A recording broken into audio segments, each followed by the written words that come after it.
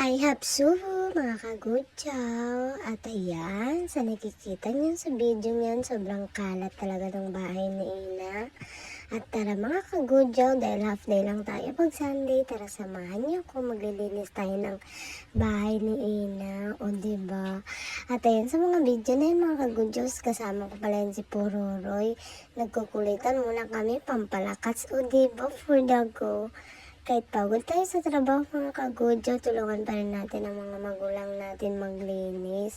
Ako lang muna sa bahay dyan mga gudyo kasi hindi pa nakarating mga kapatid ko.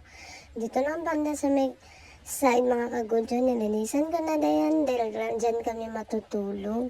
Alam niyo mga kagudyo, parang sardinas lang talaga kami matutulog. May up and down, may sa taas, may sa baba, matulog. At yan na mga kagudyo, dahil 4:30 na nga yan kasi oras na ng tulugan.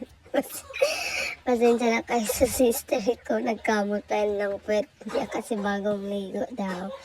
At ito na mga kagudyo, dito na naman tayo sa tumpukan at bodegahan ng damit. Ay, for the go. Pasensya na kayo mga kagudyo kasi maliit lang talaga ang bahay namin pero saktong-sakto lang sa amin lahat. Makatulog naman talaga kami ng maayos. At ito lang mga kagudyo, sinimulan ko lang itong ayusin kasi sobrang samok talaga dito. Sobrang madumi. At ayan na mga kagudyo. Huwag niyo na pala pansinin yan kapatid ko si Nick.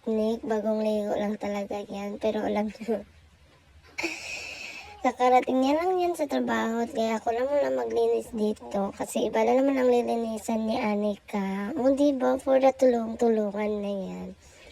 Alam niyo mga kagudyo, sa magkakapatid mag-aaway yan pero magtutulungan. Alam niyo ba yun?